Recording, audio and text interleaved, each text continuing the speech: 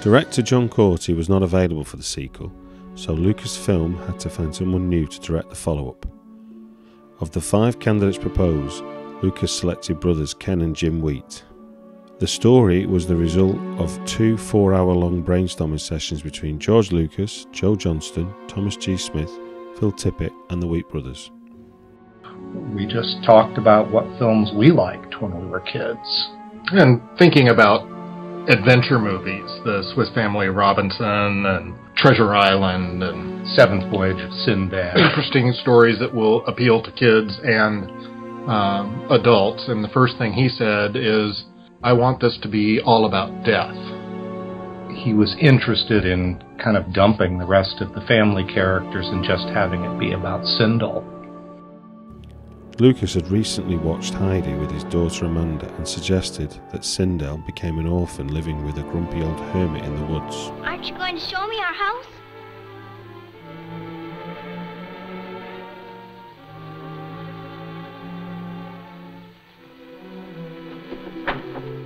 A writer was hired, but when Johnston, Smith and the brothers read the first draft in early April, they panicked. And we all knew that if George read it, they'd just shut everything down. But Tom Smith turned to us and he said, well, you guys are writers. You can write the script. We were having meetings with the storyboard artists, and we would kick around sequences, and then they would draw up the storyboards, and then we'd take the storyboards and sort of describe them in script form, and there were large sections of the script that were written like that. And then we would take everything up to George's office and lay everything out, and he had 3 stamps. One was could be better, one was trash, and the other one was okay. And he would just go through and look and stamp. The script was finished April 26th and luckily Lucas approved. With a budget of $7 million, filming began May 20th. Isadore Marakovsky of the Muppet Movie joined as cinematographer. Warwick Davis and the rest of the Ewoks, Aubrey Miller, Eric Walker and Fiona Flanagan, returned to reprise their roles. Joining them was Paul Gleason of Breakfast Club and Die Hard fame as the father. Other newcomers was the Thing and Cocoon actor Wilford Brimley playing Noah, the stranded spacefarer turned hermit. Carol Strucken, who later would star in Twin Peaks and The Addams Family, played antagonist Terak, alongside Dune and Clash of the Titans actress Sian Phillips as Shirelle, the witch. While making the first Ewok adventure, Lucasfilm learned how much they could accomplish shooting in Marin County. With Battle of Endor, they also included a nearby stone quarry and San Geronimo archery range. The interior was shot on the new soundstage next to ILM. By using movable sets made of painted styrofoam, they achieved quick turnarounds. Producer Tom Smith shot the scenes with the trained birds separately because it was so time-consuming. To save even more time, Joe Johnston directed second unit with body doubles of Davis and Miller. He directed the second unit, which was basically him and a cameraman and a small team, and they would go off every day and just shoot shots of things blowing up and Yeah, all the people running through the forest. All the Marauder action stuff.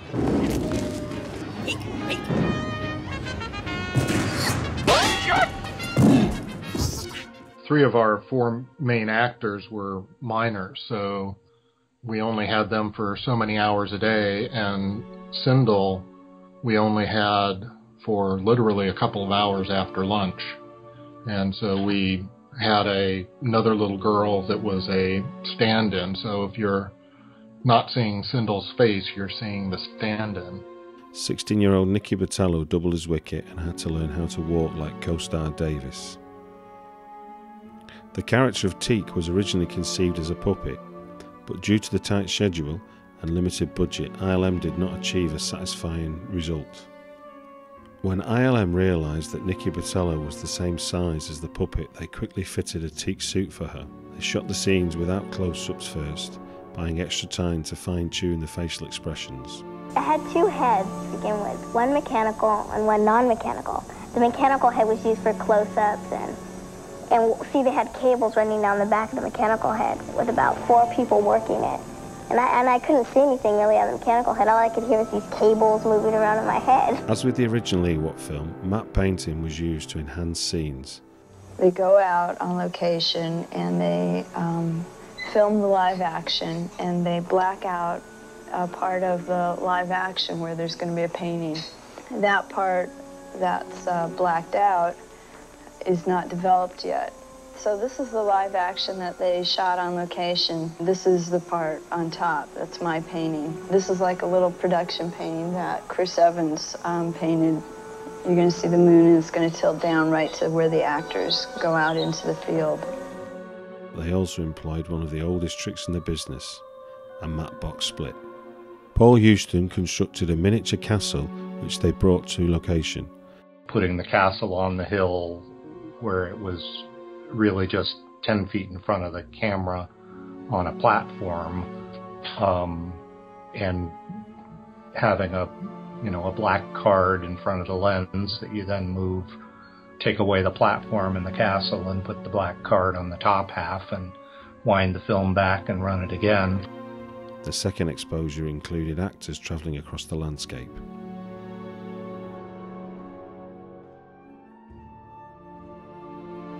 To achieve Teek's hyperfast movements, ILM used the same techniques as with the speeder bikes in Return of the Jedi, shooting at 1 frame per second and playing it back at the normal 24 frames per second makes Teek move 24 times as fast.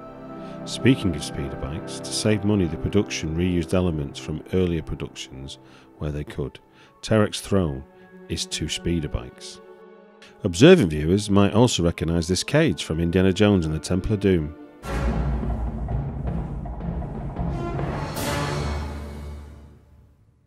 We shot the film, and then we did our cut of the film, and then George would come in and sit with us. Just about every shot he would say, cut it here, and cut it here, and we can lose this, and we can lose that. We got down and we said, George, if you cut too much more, we're not going to have a long enough picture for ABC.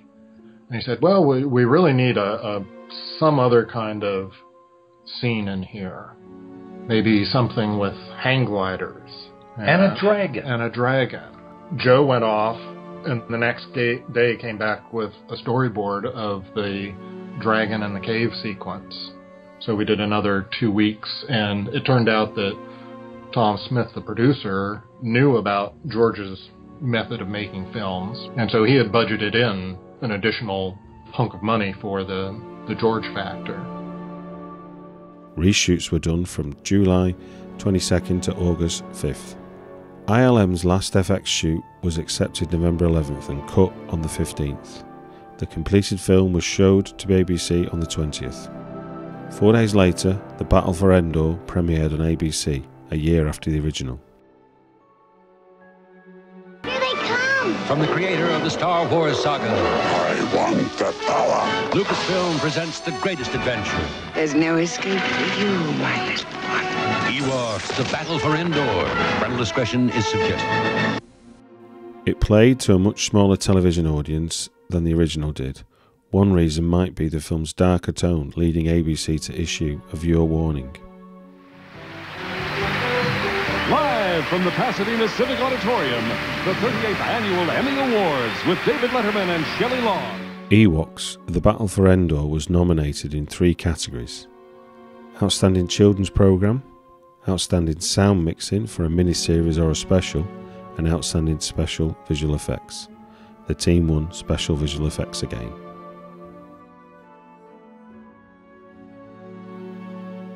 Two spin-off half-hour animated adventure series by Nevlana Productions for Lucasfilms Limited were released, one featuring the Ewoks and one the Droids. Ewoks and the Droids Adventure Hour ran on ABC in the fall of 1985.